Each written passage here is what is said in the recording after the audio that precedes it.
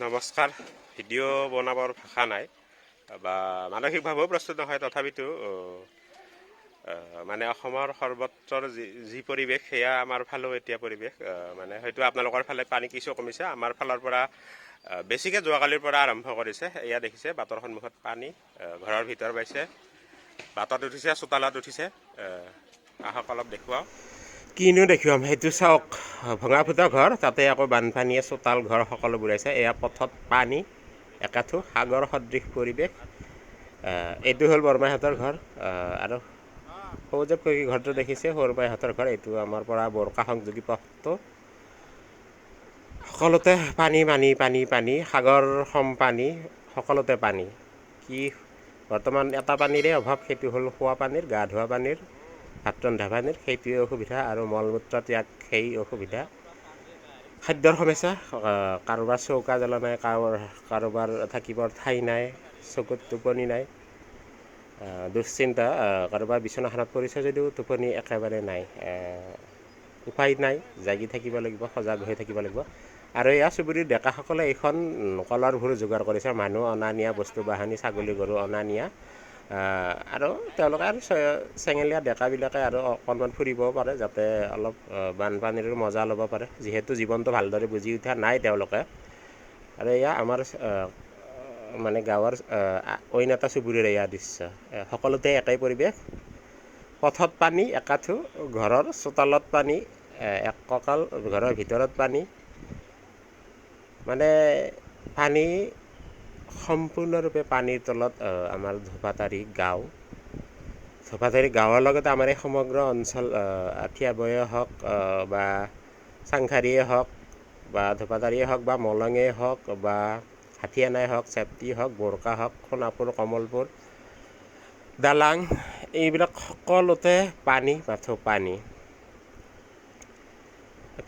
আপুনি যিফালে যায় সেইফালেই পানী। এয়া অকণমান দেখুৱাইছোঁ, যদিও বা এইখিনি দেখুৱাবৰ বস্তু নহয়, তথাপিতো এক স্মৃতি হিচাপে থৈ দিছোঁ।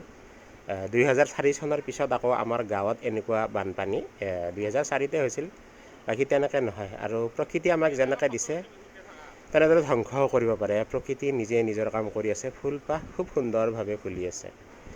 আচলতে দোষ আমাৰ সেইখিনিতে, প্ৰকৃতি আমাক যিখিনি দিছে, প্ৰকৃতিৰ লগত আমি যিমানখিনি সদয় হ'ব লাগিছিল, আমি হয়তো সিমানখিনি হ'ব পৰা নাই।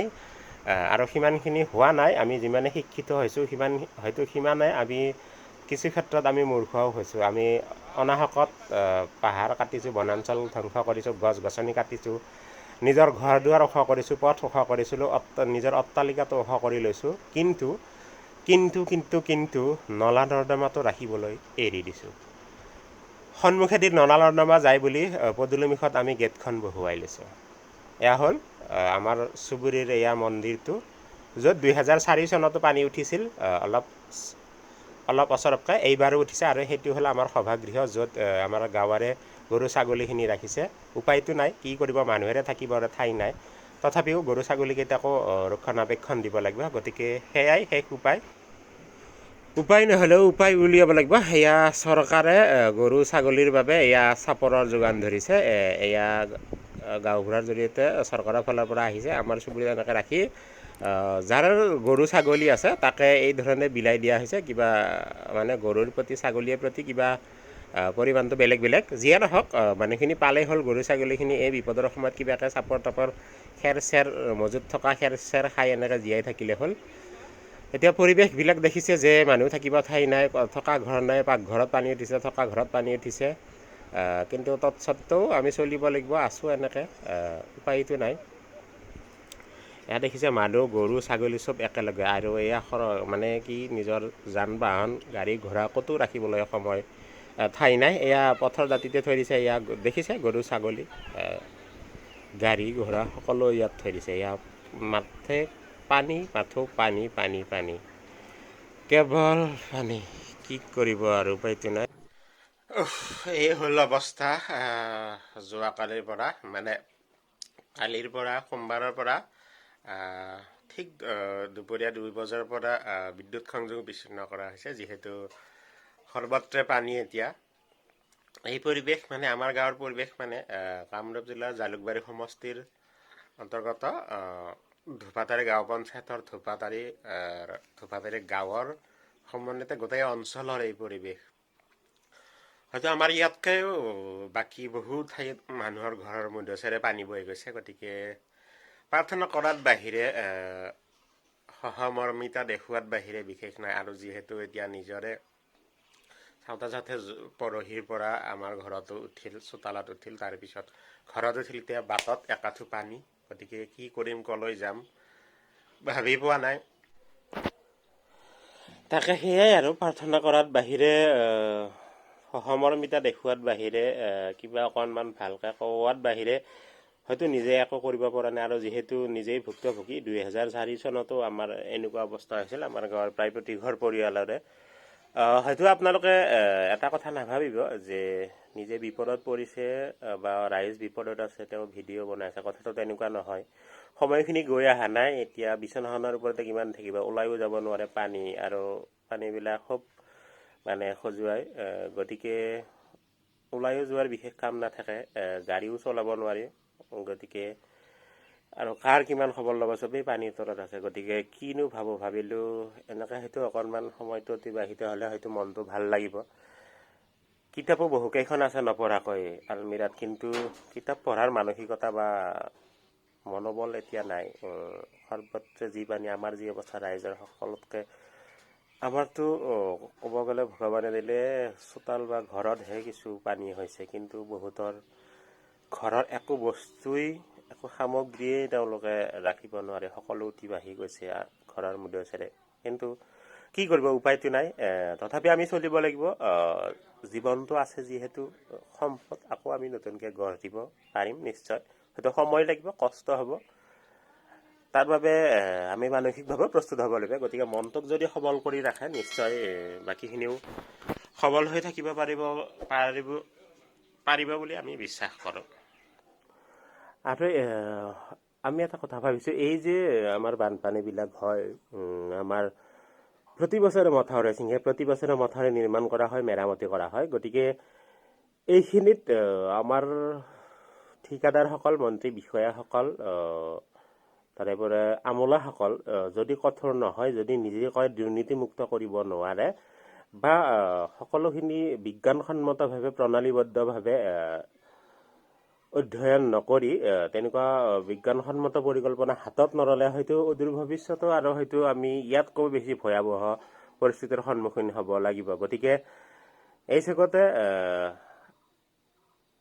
অসম চৰকাৰৰ লগতে অসম চৰকাৰক আমি অনুৰোধ জনাব বিচাৰিছোঁ যাতে এই নদী বান্ধ নিৰ্মাণ সম্পৰ্কত, নদী বান্ধ মেৰামতিৰ সম্পৰ্কত আগতীয়াকৈ মোটামুটি বাৰিষা কাল প্ৰায় শেষ হোৱাৰ পৰা তেনেকুৱা প্ৰস্তুতি আৰম্ভ কৰি বিজ্ঞানসন্মতভাৱে পৰিকল্পনা গ্ৰহণ কৰি ঠিকাদাৰ বা বিষয়াসকল বা আপোনালোকৰ বিভাগীয় মন্ত্ৰীসকলকে যাতে এই ক্ষেত্ৰত অকণো মানে হিনদেৰি হ'ব নিদিয়ে, অকণো মানে কম্প্ৰমাইজ নকৰে।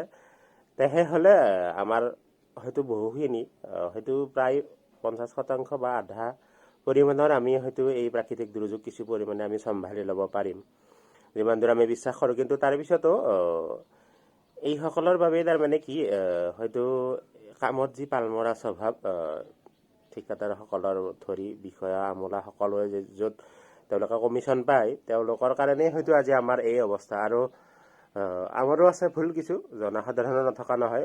গতিকে আমি যধে-মধে বনাঞ্চল ধ্বংস কৰিছোঁ, পাহাৰ কাটিছোঁ, নলা নৰ্দমা আমি মাৰিছোঁ। আমি নিজকে আধুনিক বুলি দেখুৱাব গৈ আমি নিজৰ চোতালখন ওখ কৰি লৈছোঁ, ঘৰকেইটা ওখ কৰি লৈছোঁ। চোতাল ঘৰৰ মানে পদূলিটো পূৰা গেট একেবাৰে চোৰ সোমাব নোৱাৰাকৈ ওখ কৰি দিছোঁ, কিন্তু সকলো চোতাল গেটৰ পানীখিনি আমি বাটত পেলাইছোঁ। ক'ব গ'লে তেতিয়া আমাৰ বাটত পানী জমা হৈছে, বাটটো লেতেৰা হৈছে, আৰু দুই কাষেদি যাব পৰাকৈ আমি নলা নৰ্দমাৰ ব্যৱস্থা ৰখা নাই। তাৰ বিপৰীতে আমি সেইখিনি ঠাইত অকণমান পাৰিলে আৰু 2 ফুট আগুৱাই আমি প্ৰকাণ্ড দেৱাল বহাইছোঁ পকী। গতিকে এয়া হ'ল আমি আজি আমাৰ শিক্ষিত সমাজৰ মানসিকতা, আমাৰ মানসিকতা, মোৰ মানসিকতা, আপোনাৰ মানসিকতা আছে ভাল। তাৰে ভিতৰত 10-5 জন নিশ্চয় আছে, আৰু তেওঁলোকৰ বাবেই পৃথিৱীখন চলি আছে। গতিকে সেই মনোভাৱখিনিও আমাৰ সলাবলগীয়া হ'ল, যাতে ভৱিষ্যত প্ৰজন্মই ইয়াতকৈ আৰু অধিক ভয়াৱহ পৰিস্থিতিৰ সন্মুখীন হ'ব লগা নহয়। কথাখিনি এবাৰ ভাবি চাব।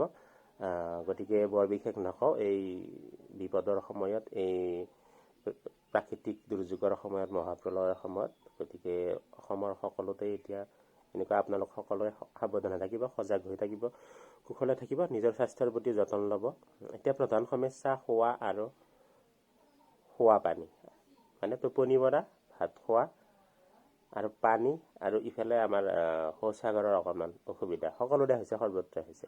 কিন্তু তথাপিতো সেইখিনি পাৰিলে যিয়ে যেনেকৈ পাৰে আপোনালোকে মিলাই পেলাই এইখিনি কাম সমাধান কৰিবলৈ চেষ্টা কৰিব। গৰম পানী খাব, তাৰপিছত পৰাপক্ষত ঠাণ্ডা পানী নাখাব। গতিকে সেইখিনি কিনো ক'ম, আপোনালোকে যিখিনি জানে ময়ো সেইখিনি জানো। তথাপিতো কোনোবা এজন বেলেগে ক'লে হয়তো আমাৰ ভাল লাগে, অকণমান মনটো পাতল হয় এই বিপদৰ সময়ত। গতিকে বৰ বিশেষ সময় নলওঁ, এইটো ভিডিঅ'ৰ পৰা বিদায় মাগিছোঁ। সকলোৱে সাৱধানে থাকক, ভালে থাকক, কুশলে থাকক, নিজৰ যত্ন ল'ব। ধন্যবাদ। জয় আই অসম।